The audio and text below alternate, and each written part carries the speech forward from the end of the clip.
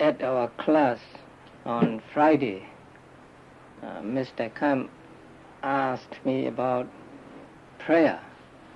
So I gave him some answers, and then I told him that I was going to talk about prayer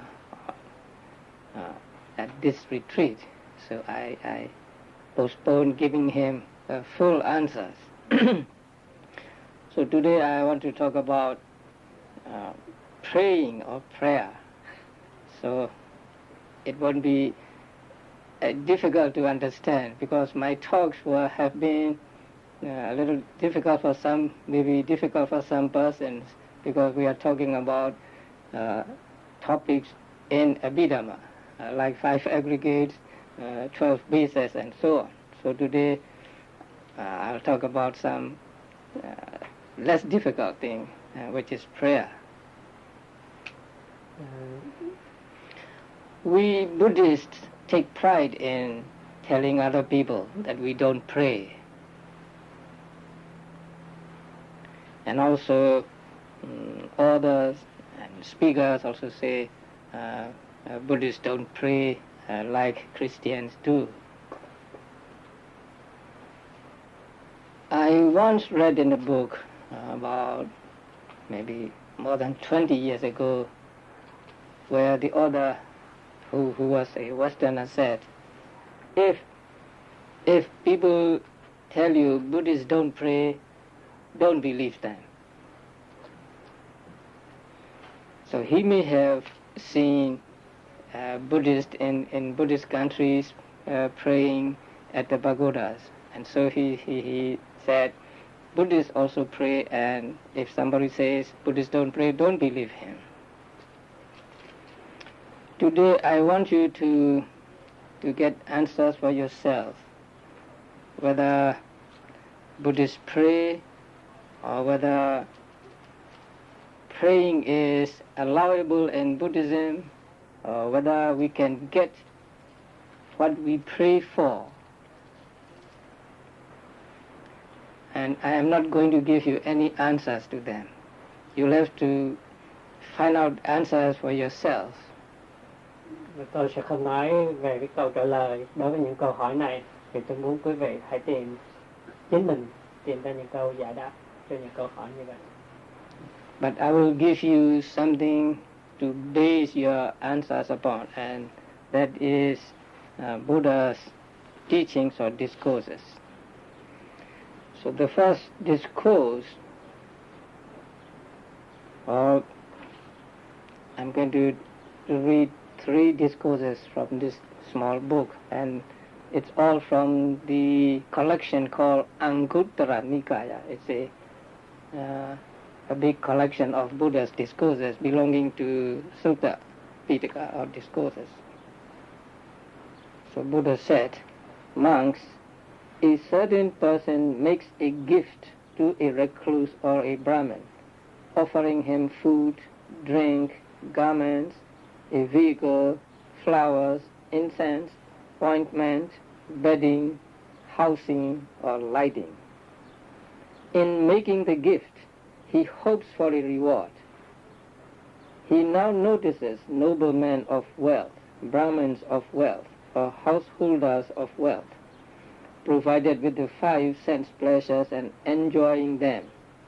Then he thinks, oh, may I be reborn among them when I die, when this body breaks up. And he sets his mind on that thought, keeps to it firmly and fosters it. This thought of his aims at what is low, and if not developed to what is higher, it will lead him to just such a rebirth. After his death, when his body breaks up, he will be reborn among wealthy noblemen, wealthy Brahmins, or wealthy householders. This, however, I declare only for the virtuous, not for the unvirtuous. For it is due to his purity that the heart's desire of the virtuous succeeds. So this is the first passage. Now I'll summarize it. The first Buddha said, if a certain man makes a gift or does a dana, a gift of food or drink or clothing or whatever. So first he makes a gift, and then he hopes for a reward. He hopes to get something as a reward of his giving dana. Don't you hope for reward when you do dana? So he hopes for a reward, and then he heard that some people are rich and enjoying life, and so he wants to become someone like them. So he makes a wish: may I be reborn among them when I die, when this body breaks up. So that means, may I be a rich man in my next life, a rich Brahmin or rich warrior or something. He sets his mind on that thought. So he keeps that in his mind firmly. But he does not practice meditation. He just has this wish. That is what is meant here. He aims at what is low and does not develop what is higher. That means he just has that wish. Say, may I be reborn as a rich man. Now, after his death, he will be reborn among wealthy persons. That means he will be reborn as a rich man, because he has wished for it, and so he gets what he desired. But there is one condition here given. This I declare only for the virtuous. That means for those who keep their moral conduct pure, who keep 5 precepts, 8 precepts, or 10 precepts, and keep them clean, and not for the unvirtuous. So if that person is unvirtuous, if that person does not keep his moral conduct pure, then he cannot hope to get what he wishes. For it is due to his purity that the heart's desire of the virtuous succeeds. So if your moral conduct is pure, it is said here, then you may get what you want. So your heart's desire may succeed. So in this passage, he's thinking that may I be reborn among them when I die, when this body breaks up. It is a form of prayer. Or in Buddhist sense, prayer means making a wish. So may I be reborn as a rich man. So it is prayer. But here, he doesn't just make this prayer. But first, what he did, what does he do? First, he does dana, and then he makes a prayer, right? Or we can call it makes a wish. And then that wish can be fulfilled only when he is what? He's virtuous. His sila is pure, right? So, in order for our wish to come true, what must we do? We cannot just pray and then wish for it. Praying alone or wishing alone will not bring us any results, right? So first we do something good or some meritorious deed like dana here, and then we make a wish. And at the same time we must be pure in our moral conduct. So only when these 3 conditions are fulfilled can our wish come true. So here Buddha mentioned practicing dana or giving. Now there are many people who thought that they don't need to give or they don't need to practice dana. When I went to Southern California for a retreat, I heard that one couple, a Burmese couple, thought that they don't need to do any dana. So the question is, do we need to do dana? Do we need to make donations, make offerings to the Buddha and monks and so on? Do we need to do that, or we don't need to do it? In this passage, the man hopes for a reward. So he does dana and then he hopes for a reward. If you do not hope for a reward, what do you think? Yes. No, what yes? Do you need to do or do you not need to do? Need to do. Why? You don't want to get any rewards, results from it. Now, before answering, I will read to you what Buddha said about ways of giving, why people give. So one is, sometimes people give spontaneously. Sometimes people give out of fear. Say you are afraid of someone, and so you want to appease him, and so you give something to him as a dana. So out of fear. Sometimes, oh, he has given me a gift, and so I must give him something back. Something like that. Or sometimes you think because it is good to give. Or sometimes you think I'm say cooking, or I'm doing something, and it will not be proper for me to refuse a meal to this person or to that person, and so you give him as a dana. Or sometimes you think, by giving such a gift, I shall earn a good reputation. So people will think I'm generous, so I must give. Or people give because it ennobles the mind, adorns the mind. So this last one I want you to keep in mind. So when we give something, even though we do not want any results from the act of giving, we still need to do dana, because it ennobles the mind, it adorns the mind. That means when you do dana, your mind becomes soft, and so you can practice meditation easily. So even though we do not expect any results from dana, we still need to do dana, just to soften our minds, or just to clean our minds of some mental impurities like stinginess or some other mental defilements. So once the Buddha said, if people know as much about the benefits of giving dana as I do, nobody would eat a meal without giving a portion of it to another person. That is what the Buddha said. So if the Buddha does dana, if arahants do dana, why should we not do dana? Even we will say, I don't expect any result from it, we still need to do dana to ennoble our mind, to soften our minds, so that we can practice meditation very well. Now the next passage deals with a person doing dana, and then he makes a wish to be reborn in the world of celestial beings, to become a deva. And you know there are six realms of celestial beings, and so there are 6 passages with the same meaning. Now the last passage deals with desire to be reborn as a Brahma. Now I will read it slowly.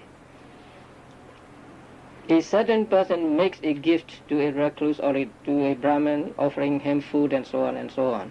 He now hears of the long life, the beauty and the great happiness of the deities of Brahma's realm, and he wishes to be reborn among them. So he wants to be reborn as a Brahma. He sets his mind on that thought, keeps to it firmly and fosters it. This thought of his aims at what is low, and if not developed, to what is higher. It will lead him to just such a rebirth. Now please listen carefully. He does a dana, he makes a wish, and if he does not develop any higher, then it will lead him to just such a rebirth. It will lead him to be reborn as a Brahma. After his death, when his body breaks up, he will be reborn among the deities of the Brahma's realm. This I declare only for the virtuous, not for the unvirtuous, only for one free of lust, not for one who is lustful, because he is without lust. The heart's desire of the virtuous succeeds. Do you want to ask any questions regarding this passage? Yes. You say without lust, but that is a little uncomfortable there. Because without lust, still with the Dharma and want to be reborn in the Dharma realm. So Okay. If you don't understand Abhidhamma, and you can misunderstand this passage. Now, because in this passage it is said that a person does dana, and then he makes a wish that he be reborn in the world of Brahma, and then when he dies he was reborn there as a Brahma, right? So the passage as it stands seems to mean that you just need to do dana and you will be reborn as a Brahma. And that goes against with what is taught in Abhidhamma, right? In order to be reborn in the world of Brahmas, what do you need? Jhana. You have to practice jhana. Now, that is why it is said that for only for the virtuous, not for the unvirtuous, and also only for the one free of lust, not for one who is free of lust. Now, here also we must understand. Free of lust ordinarily mean free of lobha altogether, right? Free of attachment altogether, and that may mean an arahant. So you become an arahant and you don't have any attachment, right? But here, say one free of lust, and not for one who is lustful, say to be reborn in the world of Brahmas. So here, lust means attachment for sensual realms, not for Brahma realms. So I told you this to show you the importance of a knowledge of Abhidhamma for the correct understanding of even the discourses, even the suttas.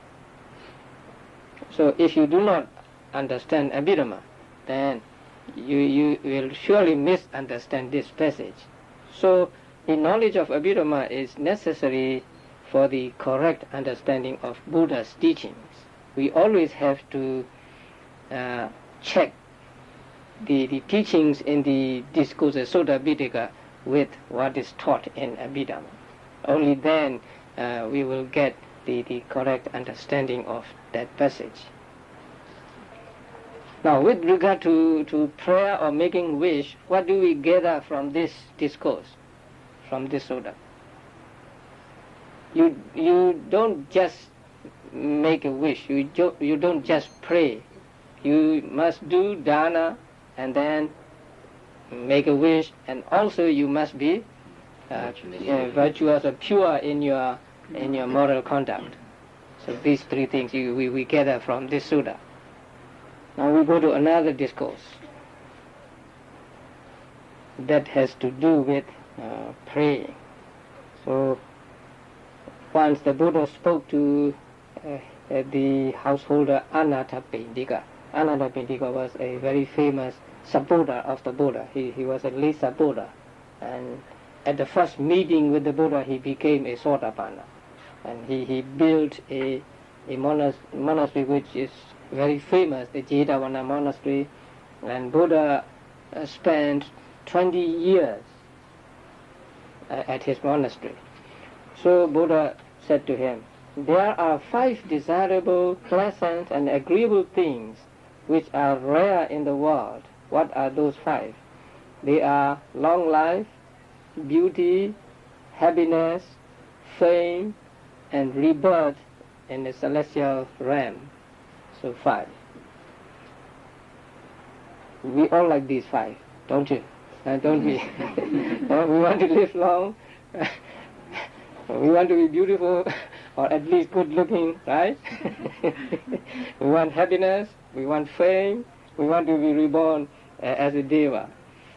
But of those 5 things, I do not teach that they are to be obtained by, first I will read the translation as it is.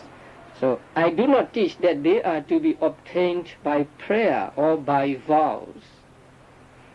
The Pali word used here, there are 2 words used here.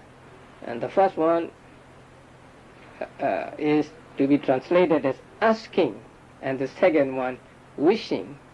So, not just by asking, please give me something, may I have something, or not just by wishing, making a wish. So Buddha said, of those 5 things, I do not teach that they are to be obtained by, say, asking or by wishing. If one could obtain them by asking or wishing, who would be without what in the world, right? We will get everything we want, and so nobody will be destitute of anything. If it were possible that we can get things just by asking or just by making a wish. So that is what the Buddha said here. And the Buddha continued, for a noble disciple who wishes to have long life, it is not befitting that he should pray for long life or take delight in so doing. He should rather follow a path of life that is conducive to longevity. By following such a path, he will obtain long life, be it divine or human. So the Buddha lets us know in this passage that it is not proper for us to be just wishing, just making a wish, just praying, but instead we must follow a path of life, or we must follow a practice that is conducive to longevity, that give results as a long life. So prayer alone or wishing alone will not bring anything to us. So even if we pray, even if we make wish, we must reinforce that wish with real practice. Real practice which is conducive to longevity and others. But Buddha did not say specifically what kind of a path of life to follow. Buddha just say a path of life, a practice that is conducive to longevity. And in the commentary it is explained that it means following the path of wholesome actions, wholesome deeds, meritorious deeds. I hope you remember there are 10 kinds of meritorious deeds. Do you remember that?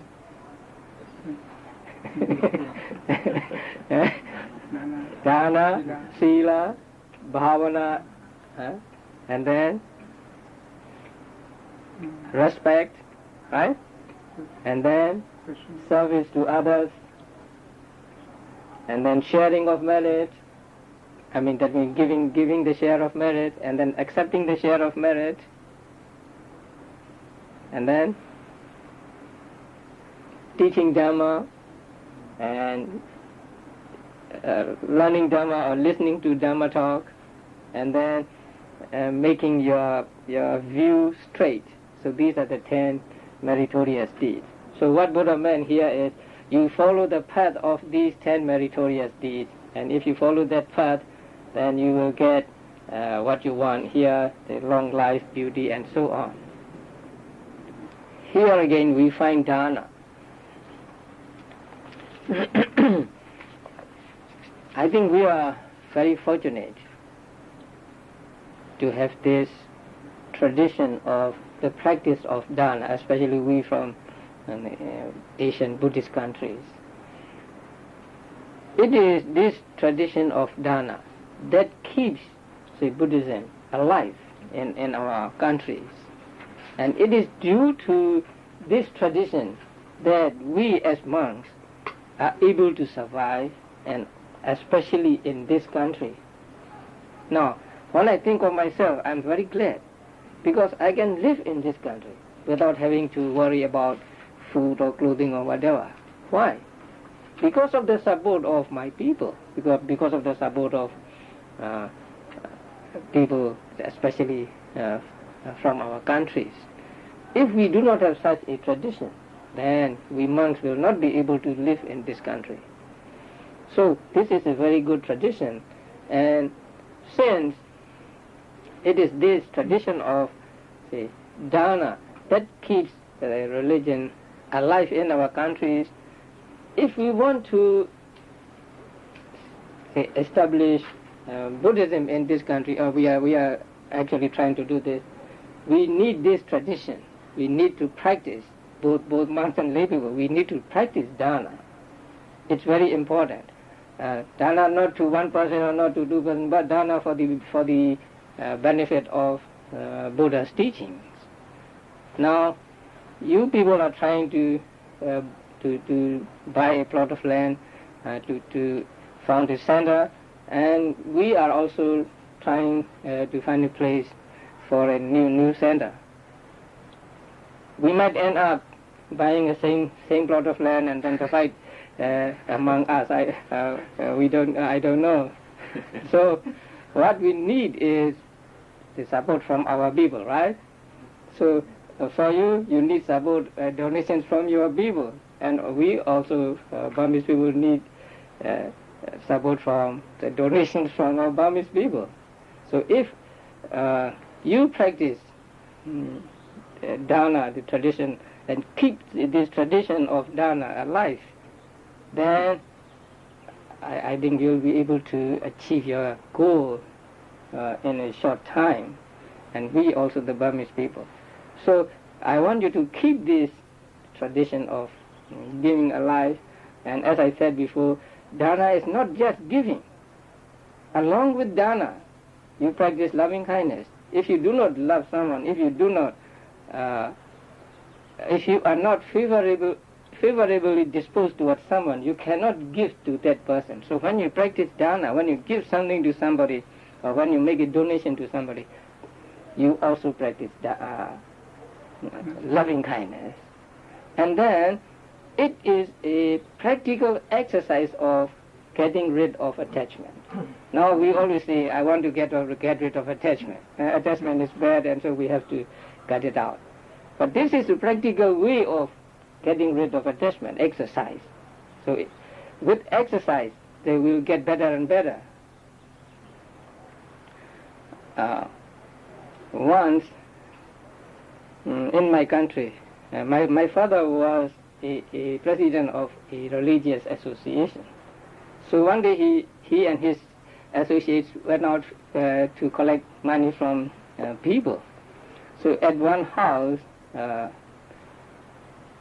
owner of that house said, I will donate, say, $500 to you. But not now. So I will donate it later. So my father told him, now, if you give, you also give up worry for that thing. So if you don't give $500 now, you have worry about the $500. So you have to keep them safe. You have to worry whether it will be stolen or something. So if you give it now, then you will become happier. You don't have to worry about this, and so you give up worry as well as the $500, and you get married. So the man was so pleased that he just donated to him, to his association. So dana is not just giving, right? Giving, yes, giving, but giving the thing as well as the attachments to that thing. And so this is an exercise of getting rid of attachment. So many good qualities are involved in dana that we must understand. Loving kindness, getting rid of attachment, and also goodwill, say, towards other persons, the desire to help, and so on. So this is a very good tradition, and I hope we people will be able to preserve this tradition in this country also. So that is dana. Then what is next among the 10? Sila. So keep your moral conduct pure, take precepts and keep them, dana, sila. And the next? Bhavana. Bhavana means meditation. I'll come to that next. And then reverence to other people. I mean reverence to the elders, reverence to our parents, to our teachers, and so on. So that is also a very good tradition, and we should keep it in this country too, because I see this tradition vanishing from this country. Young people are not taught, say, to have respect for their parents or for their teachers. So we need to keep this, being respectful to elders and others also. And the next one is what? Service to others. It is very important that we do service to others too. We help each other. Now, in our countries, people are always willing to help. You don't have to ask them to help. But if they see somebody seem to be needing help, then they are very ready to give help. You don't have to ask them. But in this country, it is a little different, because sometimes your act of goodwill may result in a lawsuit or something like that.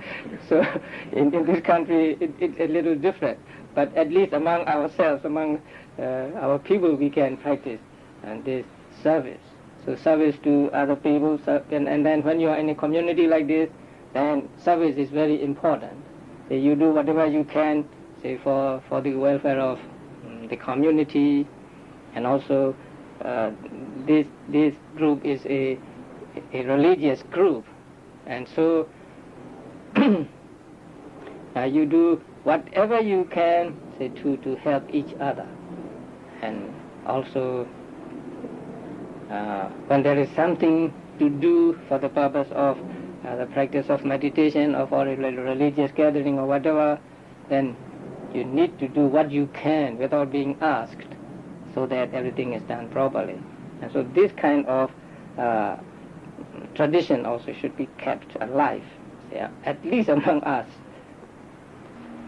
Now, specifically, what should we do if we want longevity, or if we want to live a long life? What should we do if we want beauty, if we want happiness? There must be some specific activities conducive to long life and so on. Refrain from killing. And also you can do something positive. Save life. Donate medicine. Something like that.